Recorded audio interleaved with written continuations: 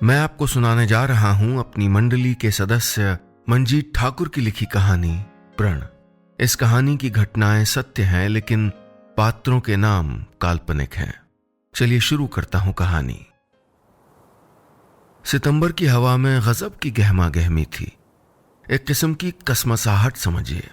सड़क नागिन की तरह बल खा रही थी, जिसके एक तरफ सीना ताने ऊंची पहाड़ियां थीं तो दूसरी तरफ इतनी गहरी खाई कि अगर कोई गिरे तो हड्डियों का सूरमा बन जाए।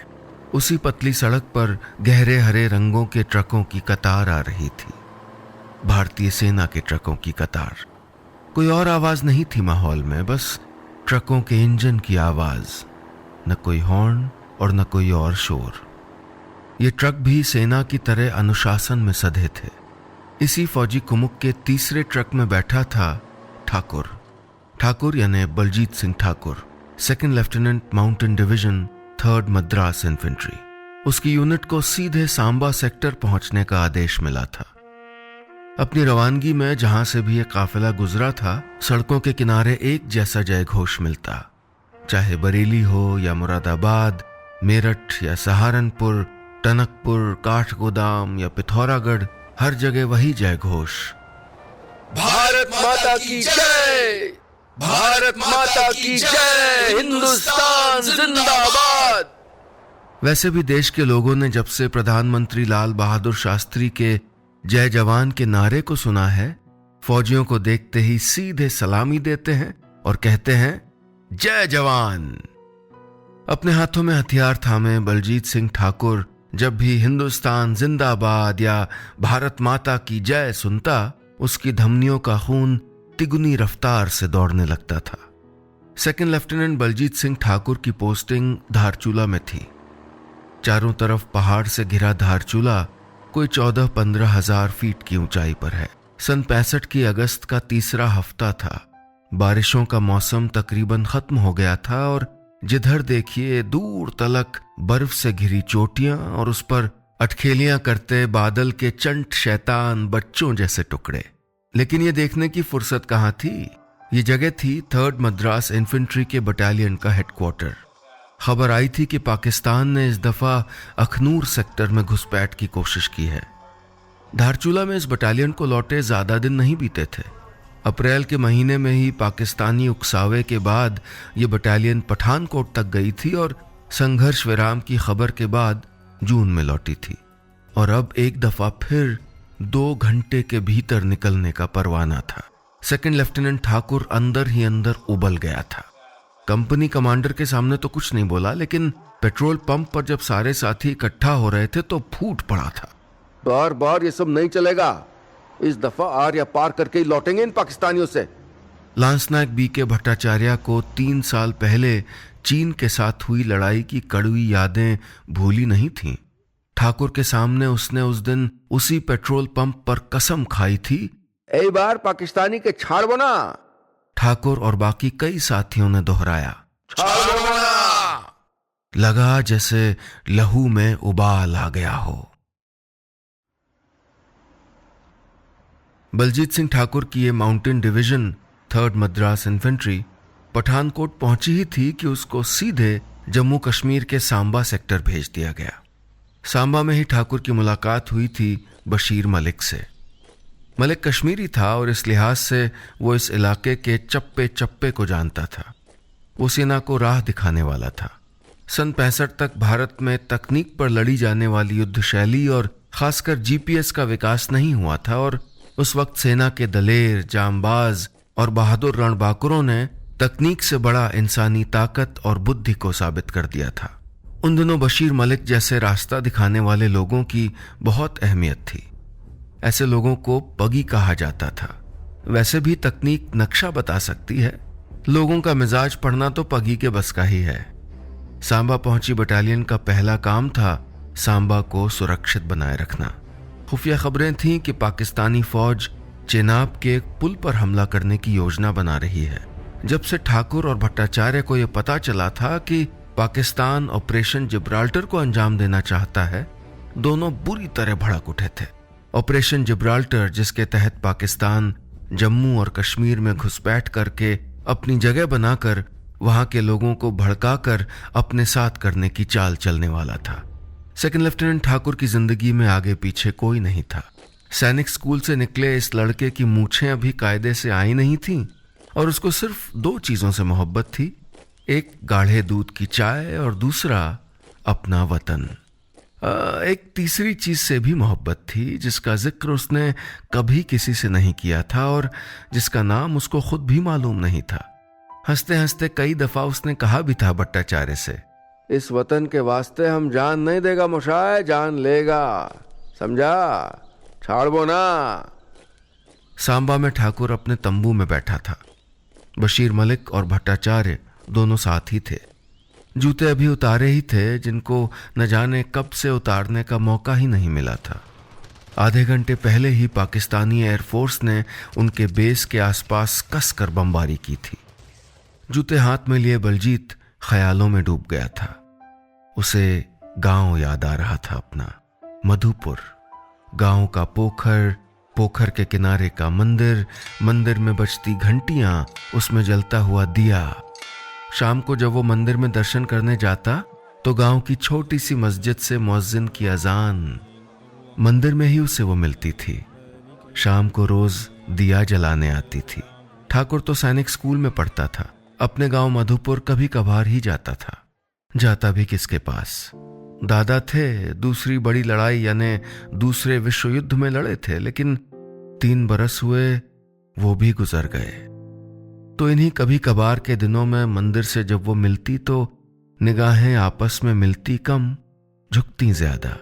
दोनों में से ज्यादा कौन शर्माता था ये बताना मुश्किल है। उसकी सिर्फ यादें थीं जो उसे गर्माहट दे जाती थीं। फोटो उतरवाने का चलन सिर्फ शहरों में था। उफ, मंदिर आने वाली उस लड़की का नाम क्या है? छाड़बो ना। ठाकुर उस लड़की के ख्यालों में खो गया जिसका नाम भी उसे पता नहीं था। जैन सर, कमांडर बुलाता। तंबू में आकर एक हरकारे ने कहा। ठाकुर यादों से बाहर आ गया।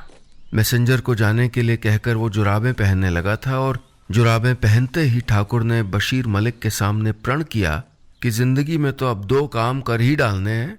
पहला, इन पाकिस्तानियों को लाहौर तक खदेड़ देना है और दूसरा, मधुपुर जाते ही उस लड़की को जिसे वो रोज मंदिर में देखा करता है अपने दिल की बात कह डालनी है। अपनी टेंट में कंपनी कमांडर बहुत संजीदा थे। ठाकुर के अंदर जाते ही वो सीधे उस मेज की तरफ चले गए जिस पर इस इलाके का नक्शा था। मलिक नक्शे के पास खड़ा होकर उसे गौर से देख रहा था। ठाकुर, नक्शे पे जो शहर देख रहे हो उसका नाम है महारज के। ये बॉर्डर से बस कुछ ही किलोमीटर दूर है। इस शहर पे फिलहाल पाकिस्तानियों का कब्जा है। हमारा पहला काम है इस शहर पे तिरंगा लहराना है। इसमें थोड़ा केयरफुल रहने की ज़रूरत है। उनके एयर ऑब्जर्वेशन पोस्ट को हमारे मूवमेंट की खबर हो गई है। थोड़ी देर पहले जो बॉम्बिंग हुई थी उसी का नतीजा थी, तो ज़रा संभाल के जाना। कोई शक? शक का सवाल ही नहीं था। महाराज के पर कब्जा अब बलजीत सिंह ठाकुर के हाथों होना था। 22 साल का छोकरा। कमांडर ने इतनी बड़ी जिम्मेदारी दे दी थी। अब तो प्राण प्रण से जीतनी ही है ये जंग। बशीर मलिक नाम का ये शख्स बड़ा दिलचस्प लगा था ठाकुर को। उससे पूछा था ठाकुर ने, इस काम में कैसे लगे मलिक? मलिक मुस्कुरा उठा। बस साहब, अपनी अपनी दिलचस्पी होती है।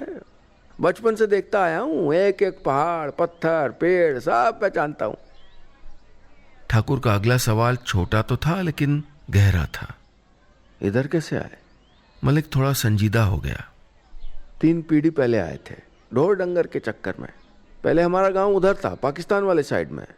पाकिस्तानी फौज ने बहुत सताया। बशीर मलिक की आंखें भर आई थीं। तो इसलिए तुम पगी बने? थोड़ा रुक कर ठाकुर ने पूछा। नहीं साहब, बदला लेने के लिए नहीं। हमारी माँ है ये धरती, कोई छू देगा तो छोड़ेगा नहीं। ठाकुर ने देखा कि मलिक के नथुने फूल रहे थे। ठाकुर मुस्कुराने लगा था। अपनी कारतूस की पेटी बांधते हुए बोला, मेरी भी है माँ, जैसी तुम्हारी है। उधर कंपनी निकलने को तैयार थी कि एक संदेशा आया था। हरबख्श सिंह का, लेफ्टिनेंट जनरल हरबख्श सिंह का संदेशा। उस लिखे हुए संदेशे को लेफ्टिनेंट कर्नल ने जोर जोर से पढ़कर सुनाना था। जवानों, हमारे किसी भी भारतीय नागरिक की जान न जाने पाए और अपने मादरे वतन में घुसाए किसी घुसपैठिए पर कोई दया नहीं। चुन चुन के मारो। बोलो भारत माता की जय। भारत माता की जय से घाटी गूंज उठी, दिशाएं हिल उठीं और खौल उठा 22 साल के बलजीत सिंह ठाकुर का खून। महाराजके पर कब्जे के लिए पूरी ब्रिगेड अंतर्राष्ट्रीय सरहद की तरफ बढ़ाई थी। इस काम में 3री मद्रास बटालियन की अल्फा कंपनी के कमांडर ओबेरॉय और 2nd लेफ्टिनेंट ठाकुर की जिम्मेदारी ज्यादा थी। उनकी कंपनी को शहर की दाहिनी तरफ से घेराबंदी करनी थी, जबकि बाकी की ब्रिगेड को बाईं तरफ से। ठाकुर अल्फा कंपनी की अगुवाई कर रहा था। रात के ठीक 12 बजे थे। चारों तरफ घुप अंधेरा, सन्नाटा, सिर्फ झींगुरों की आवाज सुनाई दे रही थी। बरसात का मौसम था ही। 2 घंटे पहले बादल उमक कर बरसे थे। जिधर देखो कीचड़, पैर घुटनों तक धंस रहे थे, लेकिन सबके सब बिना रुके आगे बढ़ते रहे।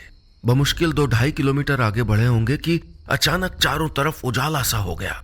पाकिस्तानी तोपें गरजने लगी थी, गोले आकर गिरने लगे थे।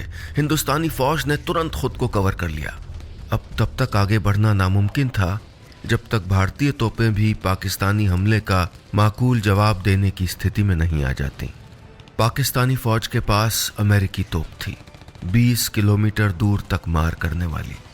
भारत की तोप दूसरे महायुद्ध के वक्त की थी, 88 mm, जो पाकिस्तान के इस्तेमाल में आ रही अमेरिकी तोपों के सामने कमजोर ही थी।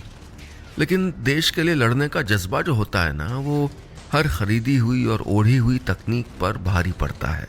भारतीय तोपों ने जब गरजना शुरू किया तो उनमें ताकत से अधिक देशभक्ति का जुनून था।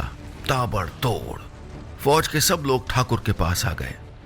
भिंचे जबड़ों से ठाकुर चिल्लाया था, भारत माता की जय, और जान की परवाह किए बगैर सब के सब आगे दौड़ पड़े थे।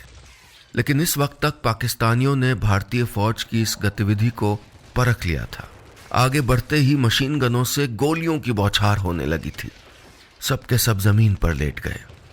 कंपनी कमांडर कैप्टन ओबेरॉय भड़क गया। ओबेरॉय के भड़कने का मतलब था वो इन पाकिस्तानियों पर जोरदार हमला करने की सोच रहा है।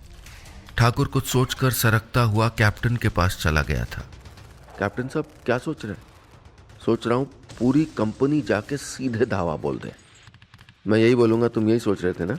कॉन्सेंट्रेट सोल्जर्स, ओबेरॉय ने गंभीर आवाज में कहा था। बहुत कड़ा इम्तिहान है ये। उनके पास अमेरिका की तोप है, हमारे पास क्या है? हमारे पास हिंदुस्तानी जिगरा है सर, किसी ने पीछे से कहा था। ठाकुर ने देखा, सामने सपाट और खाली मैदान था। शहर महाराज के अभी भी पूरा 1 किलोमीटर दूर था।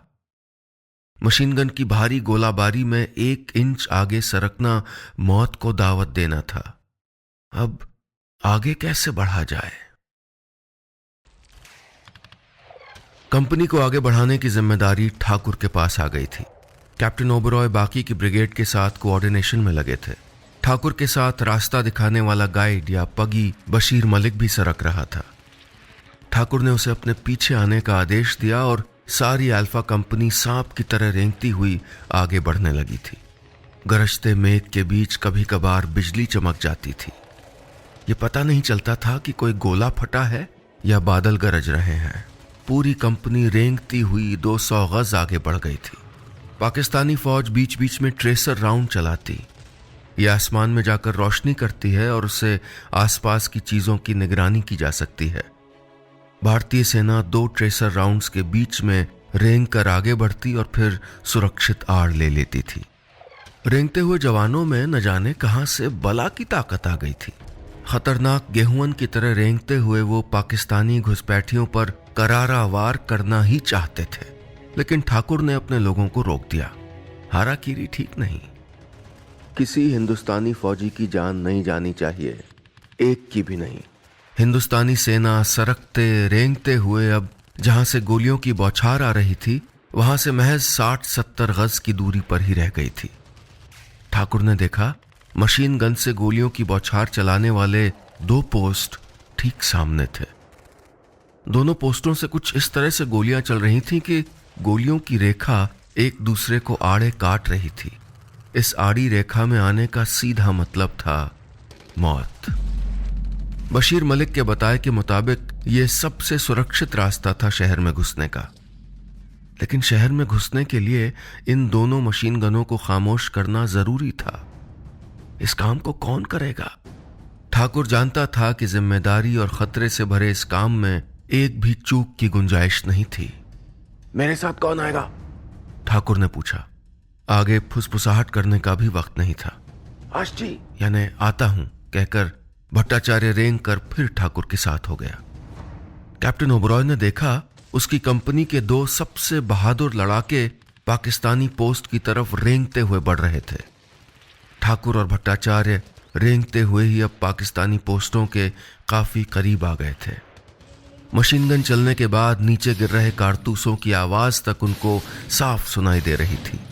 पाकिस्तानी रेंजर बड़े आराम से गोलियां चला रहे थे, मानो कोई भड़भूंजा चने भून रहा हो।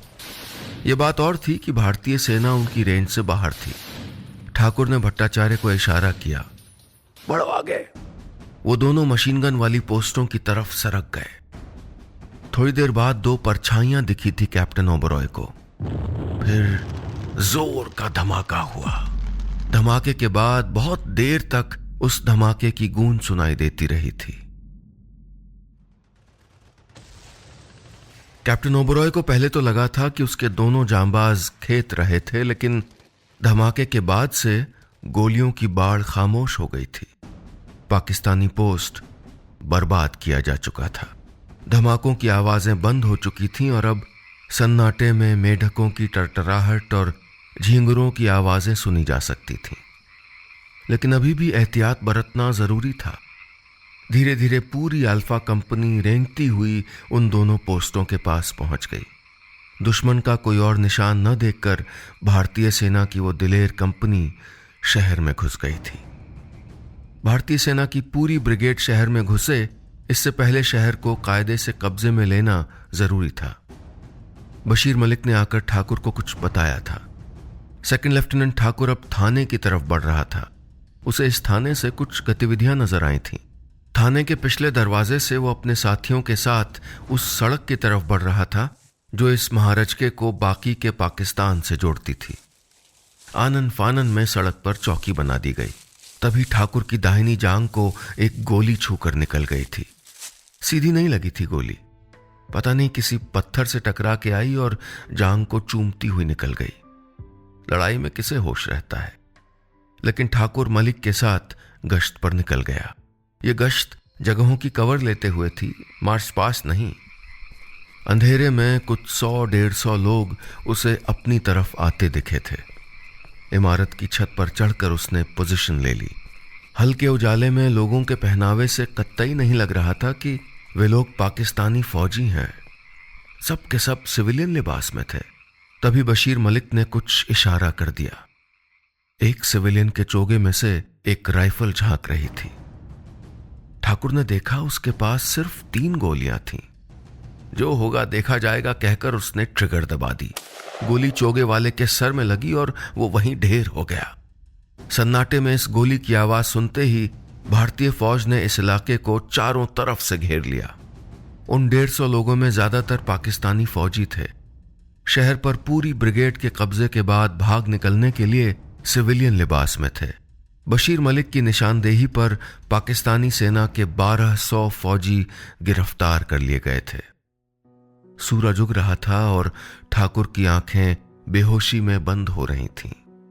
उस रोज जब सूरज उगा तो भारत के प्रधानमंत्री शास्त्री के नारे का जयघोष करता उगा था। उसकी हर किरण कह रही थी, जय जवान, जय किसान।